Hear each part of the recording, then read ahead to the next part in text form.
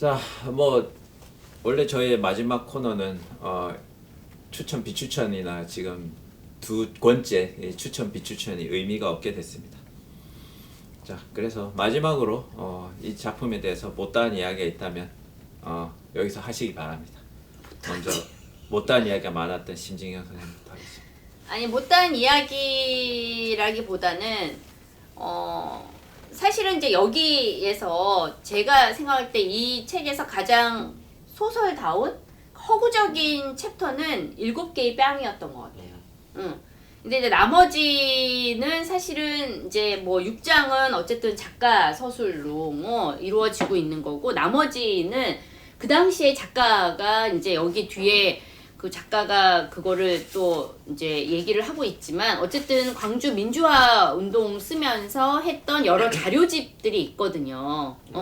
그래서 무슨 광주 5월 민중항쟁 사료 전집, 그 다음에 뭐 아무튼 여러 가지 그 증언록들, 뭐 그 몇백 명이나 되는 그 사람들의 증언이라든가 그런 다양한 기록물들을 꼼꼼하게 몇 달 동안 이제 처박혀서 이제 그것만 읽었다 작가가 그렇게 얘기를 하거든요. 그래서 사실은 어떻게 보면은 다른 그 에피소드들은 다 그러한 그 자료집에서 한 번쯤은 봤을 법한 그런 이야기들인데, 그 생존자들에 대한 얘기도. 근데 이게 7개의 뺨만 제가 볼 때는 굉장히 허구적이에요. 왜 그럴까? 왜 그런 것 같아요? 너무 당황스럽다. 너무 당황했어. 글쎄요, 왜 그럴까요? 답을 하세요. 강의가 아니잖아. 아니, 그러니까 깜짝이야. 아니 근데 사실은 이 챕터도 사실은 이제 제가 아까 이제 이강백 선생님 얘기 잠깐 했지만, 이강백 선생님이 그 당시에 이게 그 검열로 이강백 선생님의 그 시나리오가 이제 연극에 올릴 그 이제 그 극본이 이제 그때는 다 그거 모든 것들을 다 검열을 받았어요. 신군부에. 그러니까 신군부에 검열을 받으면 거의 막 검은 타르로 거의 다 이렇게 지워졌다는 거죠. 그러니까 이게 다 그 대사가 다 지워지고 나니까 이거를 할 수가 없는 거예요. 그 당시에. 그래서 그때 당시에 그 무슨 극장인지 그때 알았는데 생각이 안 나는데, 그 어떤 식으로 이강백 선생님이 그걸 올리냐면 무언극으로 올려요. 그러니까 아예 모든 대사를 다 지우고 원래 대사만 지우고 행동은 다 똑같이 그렇게 하는 거예요. 근데 그 장면에서 이제 거기서 얘가 동호를 보잖아요. 그 무대 위에서. 그러니까는 어떻게 보면은 사실은 이 7대의 이 뺨이라고 하는 것도 그 당시에 이제 충분히 있을 법한 어떠한 그러한 상황이었다.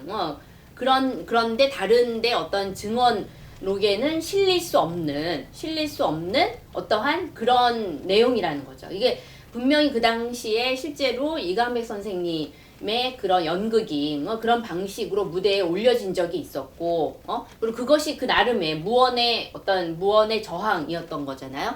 그런데 그것을 이제 검열을 받는 편집자 그 직원이 7대의 뺨을 맞는 상황이 분명히 그 당시에 있었을 거라는 거죠. 이제 그러나 그런 것들은 사실은 기록될 수 없었을 거다. 그렇기 때문에 제가 볼 때는, 근데 물론 여기에서는 그 편집자가 광주의 어떠한 그런 기억을 가지고 있는 그런 사람이라는 점에서는 연결되고 있기는 하지만, 그러나 이제 이런 부분들은 기록되지 않은 그러한 것들이다. 그래서 어떻게 보면 이런 기록될 수 없는 어떠한 그 경험과 그 다음에 분명히 어떤 기록집에서 우리가 흔히 볼 수 있을 것 같은 어떤 증언의 내용, 이러한 것들이 또 거기에 작가의 어떤 서술, 이러한 부분들이 좀 이렇게 잘 어우러져서 이렇게 만들어진 것이 아닌가, 그런 생각. 왜 그런 한심하다는 눈빛으로 날 쳐다보지? 한심하다는 눈빛이 아닌데. 아무튼 그렇습니다. 목 디스크가 와가지고 지금 목이 잘 안 돌아갑니다. 네. 고통입니다. 방인 선생. 네, 뭐 방금 심지현 선생님은 이제 그 당시에 이제 검열, 그러니까 먹칠을 하는 방식의 검열에 대해서 말씀을 해주셨는데, 저는 반대로 오늘날 우리가 살고 있는 세계에도 다른 형태의 검열들이 있다고 생각해요. 그거는 오히려 말을 늘리는 거죠. 수많은 미디어의 소란과 음모론과 너무나도 많은 말들 사이에서 우리가 더 지금 우리에게 필요하고 더 나은 이야기를 취사 선택하기 어려워지는 상황. 도파민 중독에 빠져서 짧은 것만 보게 되고 더 이상 깊이 있고 더 우리에게 중요한 이야기들에 집중할 수 없게 되는 집중력 상실, 뭐 이런 것들이 오늘날의 검열이라고 저는 생각을 하는데, 한강 작가의 이 작품을 우리가 어쨌거나 주목해야 하는 이유이기도 한 것 같아요. 어떤 방식으로 지금 우리에게 이렇게 우리 계속해서 이야기했듯이 이런 예언적인 실현이나 혹은 이 시대 정신이라고 하는 것들이 상징적으로 달성되는 이러한 작품들이라고 하는 것들을 통해서 지금 우리 시대를 좀 제대로 바라볼 수 있는 길라잡이나 혹은 어떤 참고될 수 있는 과거에 대한 역사를 제대로 좀 상기할 것인가에 대한 그런 문제들을 아무래도 좀 상기할 수밖에 없었던 책이라는 생각이 들고, 또 앞에서도 우리가 인간성 관련된 이야기를 많이 했잖아요. 제가 뭐 최근에 아케인 2 애니메이션 넷플릭스에서 그것도 재밌게 봤는데 거기서도 비슷한 대사가 나와요. 그러니까 우리를 최고의 선으로 이끄는 것이면서 동시에 최악의 악으로 이끄는 양면성, 피할 수도 없는 필연적인 결과물이 결국에는 인간성이다라는 대사가 저한테 되게 인상적으로 남았는데, 그게 결국에 지금 우리가 처해 있는 우리 시대의 상황이기도 한 것 같아요. 우리가 어떻게 이 모든 정치적 상황, 뭐 다양한 형태의 사회적 갈등이라고 하는 것들에 대한 돌파구를 얻을 것인가. 질문을 던졌을 때 뭐 이론적으로 많은, 예를 들어서 새로운 이론들이 등장하잖아요. 신유물론이나 어떻게 보면 인간성을 탈피하고 비인간적인 어떤 포스트 휴먼의 삶에 대한 도달, 희구, 인간성이라고 하는 것에 대한 이 문제적인 조건들을 벗어날 수 있는 것들에 대한 이론적 접근들이 참 많은데, 제가 그거를 달성할 수 없기 때문이라고 생각하는 것이기도 하지만, 결국 우리가 이 인간성이라고 하는 거를 벗어나는 것만이 정답은 아니지 않을까. 이것 안에서 우리가 극복하고 달성하고 더 나은 방향으로 이끌어 나갈 수 있는 것들을 끊임없이 우리는 좀 찾아야 되는 것이 아닐까라는 생각들, 그런 무게감에 대해서 다시 한번 좀 고민을 해봤습니다. 네. 아까 말하려다가 못했던 부분이 그 여성 노동자가 등장하는 장면이에요. 그러니까 전남방직의 이 여성 노동자들이 이제 우리들은 정의파다라는 노래를 부르면서 지나가는 장면도 나오고, 어쨌든 여기 뒤에 참고 자료 있어요. 뒤에 그 참고 자료로 보시면 이 영화가 있는데요. 이해란 감독이 우리들은 정의파다라는 그 동일방직 여성 노동자들 투쟁에 대한 다큐 영화가 있습니다. 이것도 꼭 한번 기회 되시면 보시길 권하고요. 그러니까 저는 한강 작가가 굉장히 섬세하고도 적확한 시선으로 광주를 보고 있다는 것이, 광주항쟁과 광주항쟁 이후에 광주를 알렸던 중요한 주체 중에 한 명이 여성 노동자들이었거든요. 당시에 이제 방직 노동자들이 많았고, 중우장대 산업 이전에, 한국의 중우장대 산업이라고 하면 이제 뭐 울산에 있는 중공업이나 이런 자동차 산업이 크기 전에 사실 한국을 이끌었던 산업은 그런 중소형 산업들이었고, 그것의 중심에 있었던 노동운동을 했던 세대가 있고, 그들이 대부분 다 여성들이었거든요. 근데 그 여성 노동운동이 사실은 87년 이후 노동자 대투쟁 이후에 소위 말하는 남성 중심의 대공장 중심의 노동운동의 역사로 대체되어 버렸어요. 이게 사실은 금속노련. 없는 역사처럼 취급이 되어서 마치 그 이전에는 노동운동이 없다가 87년 노동자 대투쟁 이후에 노동운동이 생긴 것처럼 많이 이제 오해하시는 분들도 계신데, 사실은 전혀 그렇지 않고, 어떤 면에서 보면 우리나라의 어떤 노동운동, 그리고 급진적이고 진보적인 노동운동의 가장 기원에는 여성 노동자들, 여성 노동조합이 있었다라는 거, 그리고 그들이 사실 또 광주에서 싸웠고 강주를 알렸던 주체였다라는 거, 이 부분도 사실 이 책에서 굉장히 좀 주목해서 봐야 될 부분이 아니었나 하는 생각을 해봅니다. 그래서 이 소년이 온다라는 책이 여러 면에서 저는 좀 탁월한 성취였다. 특히 이제 한강 작가의 작품 중에서도 이 소설은 좀 특별한 위치에 있지 않나 하는 생각을 해보면서 마무리하겠습니다. 네, 뭐 저는 이번에 계엄 보면서 학기 마무리 지을 때 학생들한테 컨텐츠를 만든 사람은 어쩔 수 없이 모두 다 기자다라고 얘기를 한 적이 있습니다.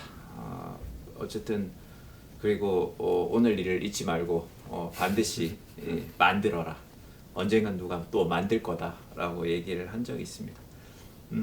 뭐 광주를 기억했기 때문에 소년이 온다가 나오는 거고 또 그러한 것들이 모여서 또 밑에서 일어나는 거대한 물결이 일어나지 않았나 그런 생각을 해보고요.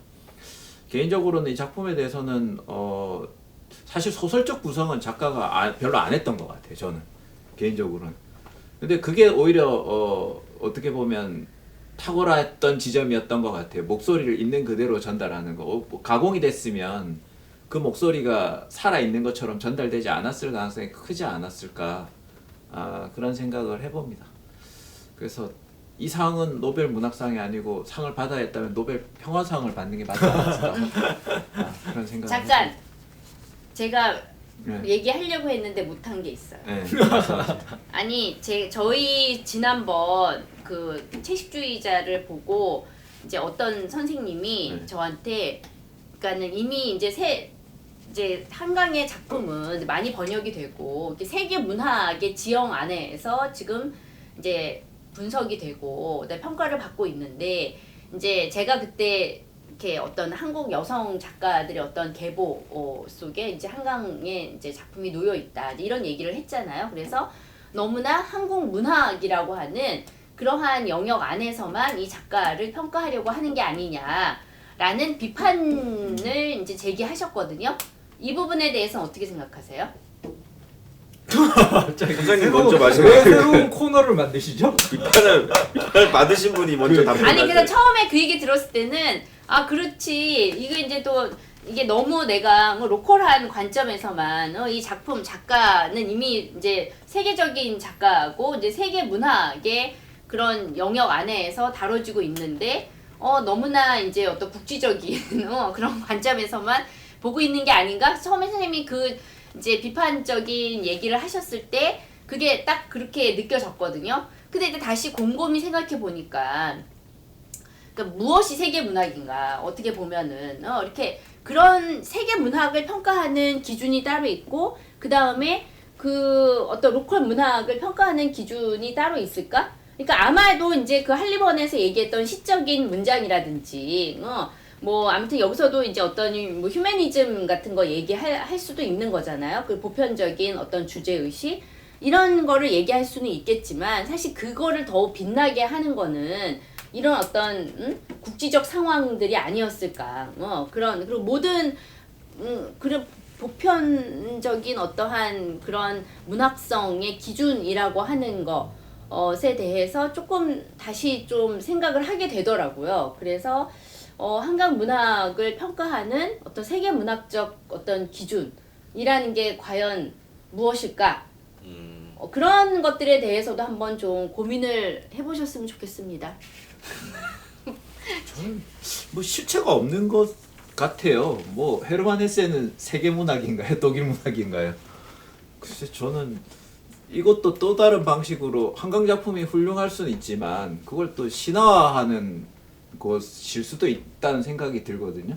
아니 근데 이제 우리가 세계 문학이 있고 민족 문학이 있잖아요. 그걸 왜 구분하냐는 거죠. 그 구분 자체가 자의적이잖아요. 소설은 근데 이제 아무튼 소설이지 괴테 뭐. 때부터 있었다 세계 문학. 괴테 지 생각이지. 아니 그 이후에도 계속 우리 세계 문학 전집이 있잖아요 집집마다. 그것도 우리가 그러니까 어쨌든 예전에 한강- 다뤘지만 일제 잔재일 가능성이 크잖아요. 아니 근데 어쨌든 한강의 이 작품은 소위 말하는 세계 문학 전집 안에 이제 들어가는 작품이라는 거죠. 그랬을 그건 때 아시아 문학이면서 한국 문학이면서 여성 문학으로서 들어가는 것이죠. 그 전집에 꼭 들어가야 돼요. 아니 그 세계 문학으로서 다루는 것도 사실 그런 틀로서 들여다보는 것도 포함이 되는 건데. 화를 내지 말고 그러니까 뭐 그런 질문 거를 자체가 뭐. 문제 제기를 한번 해본다.